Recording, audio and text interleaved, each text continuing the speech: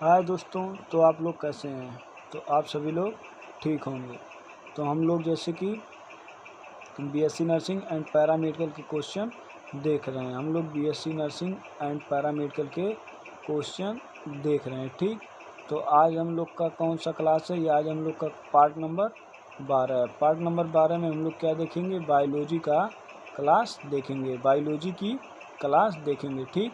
तो आप सभी लोग वीडियो को देखिए। कह रहा कि क्वेश्चन नंबर ये जो है, लार में कौन सा एंजाइम मौजूद होता है जो स्टार्च को पाचन में मदद करता है? कह रहा लार में कौन सा एंजाइम मौजूद होता है जो स्टार्च के पाचन में मदद करता है? पेप्सिन है, ट्रिप्सिन है, एमाइलेज है या लाइपेज है? पेप्सिन जो होता है ये प्रोटीन का पाचन करता है। ये किसके पाचन में करता है? ये प्रोटीन का पाचन करता है, ठीक।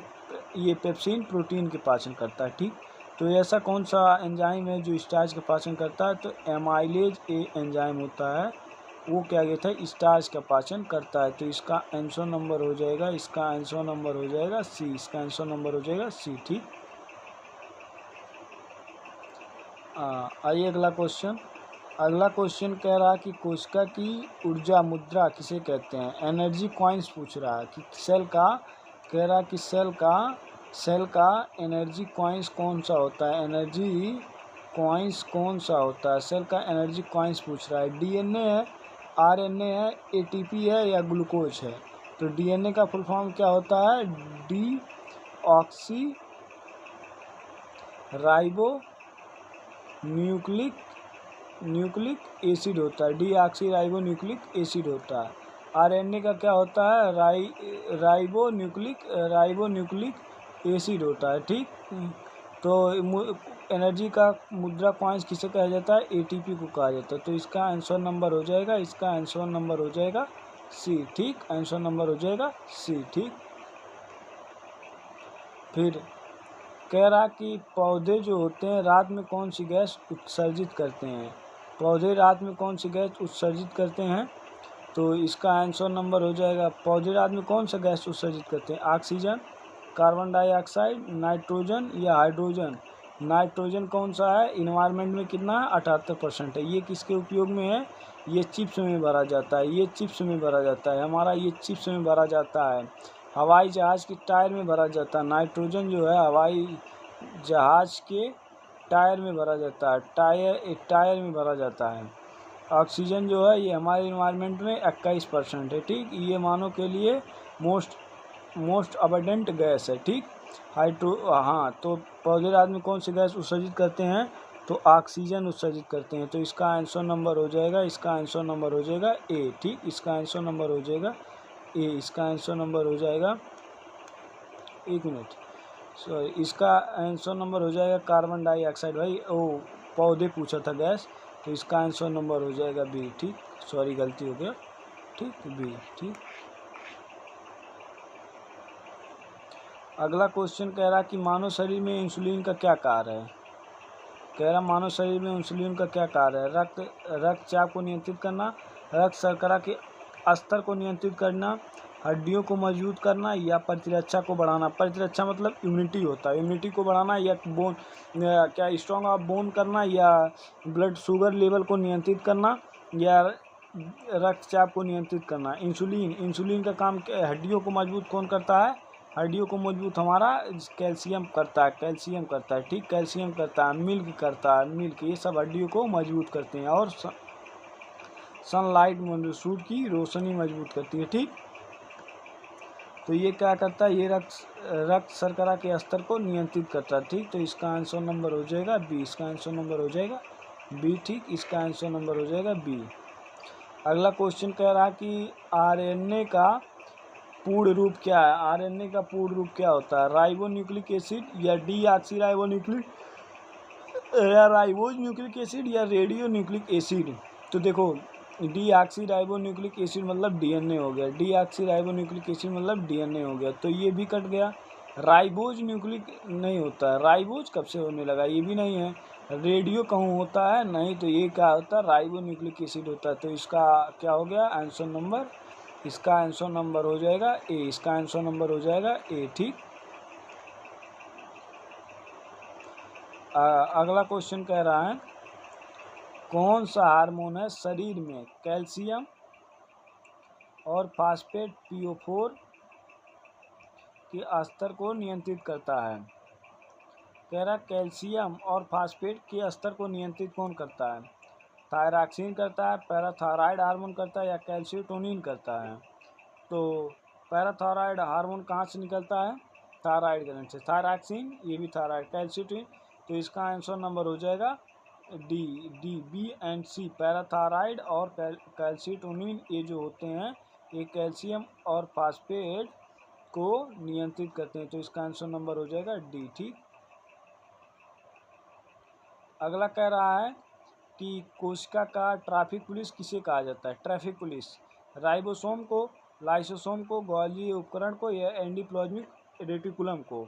तो देखो राइबोसोम क्या होता है, राइबोसोम को हम लोग क्या कहते हैं, इसे हम लोग प्रोटीन फैक्ट्री भी कहा जाता है, इसे हम लोग प्रोटीन फैक्ट्री भी कहा जाता है, इसे हम लोग प्रोटीन फैक्ट्री के नाम से भी जाना जाता है राइबोसोम को। ठीक। और लाइसोसोम को क्या कहते हैं? सुसाइबैक्स थैली कहा जाता है, इसे आत्मघाती थैली कहा जाता है,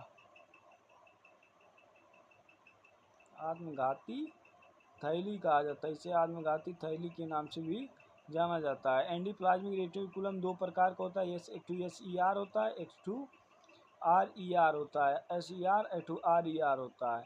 SER को हम लोग स्मूथ एंडोप्लाज्मिक रेटिकुलम कहते हैं और इसको हम लोग रफ कहते हैं, रफ कहते हैं। स्मूथ पे क्या होता है, फैट का शोषण होता है, इस पे क्या होता है, इसमें प्रोटीन होती है, इस पे प्रोटीन होती है, इसमें प्रोटीन पाई जाती है, इसमें फैट पाया जाता है। ठीक।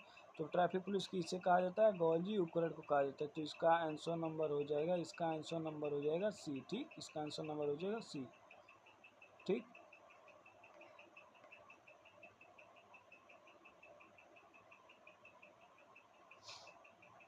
अगला क्वेश्चन कह रहा है कि जो पौधे होते हैं मिट्टी में जल और खनिज किस प्रक्रिया के द्वारा अवशोषित करते हैं? जो पौधे होते हैं वो जल और खनिज को किस प्रकार से अवशोषित करते हैं?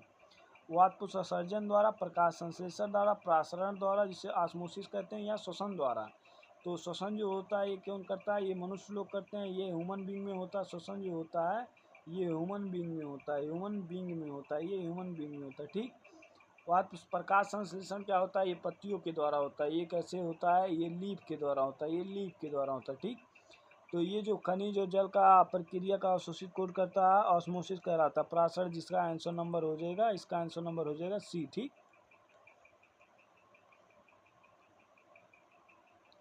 हाँ। अगला क्वेश्चन कह रहा है कि पेसमेकर का संबंध मानव शरीर के किस अंग से है?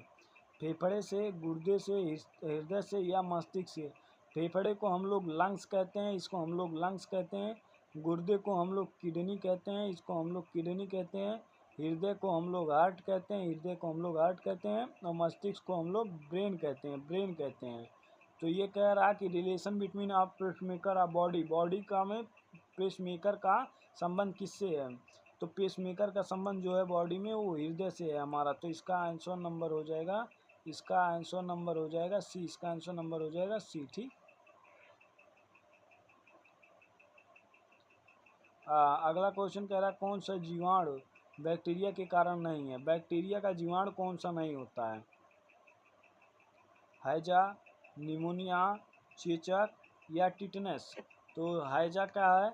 हैजा भी एक बैक्टीरियल डिजीज है, ये एक बैक्टीरियल डिजीज है। ठीक। बैक्टीरियल है। निमोनिया किसके कारण होता है? स्टेप्टोकाकस निमोनियाई बैक्टीरिया के कारण होता है।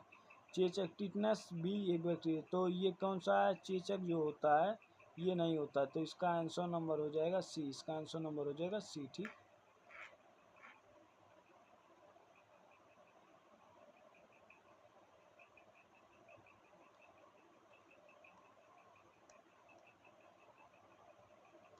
अगला क्वेश्चन कह रहा है कि डीएनए फिंगरप्रिंट के जनक कौन है? जेम्स वाटसन है या प्रिक्रिक हैं या एलेक जेफरी हैं या अरविंद खुराना है? तो डीएनए फिंगरप्रिंटिंग के जनक कौन है? एलेक जेफरी हैं, तो इसका आंसर नंबर क्या हो जाएगा? इसका आंसर नंबर हो जाएगा सी। ठीक। इसका आंसर नंबर हो जाएगा सी। ठीक।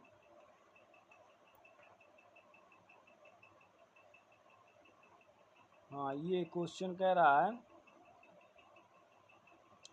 क्वेश्चन नंबर कह रहा है कि मानव शरीर की सबसे मजबूत मांसपेशियां कौन सी है, मसल्स पूछ रहा है।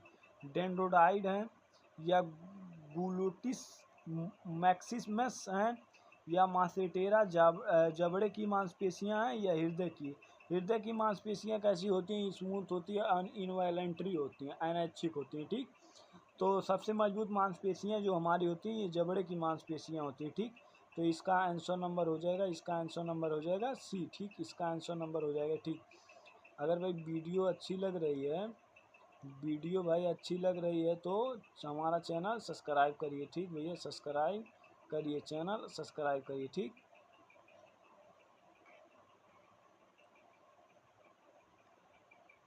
हाँ, अगला कह रहा है कि रक्त का तरल भाग क्या कहलाता है, प्लाज्मा कहलाता है, सीरम कहलाता है, लिम्फ कहलाता है, या आरबीसी है। तो इसका क्वेश्चन का आंसर आप लोग बताइएगा, इसका क्वेश्चन नंबर आप लोग बताइए, रक्त का तरल भाग क्या कहलाता है, रक्त का तरल भाग क्या कहलाता है।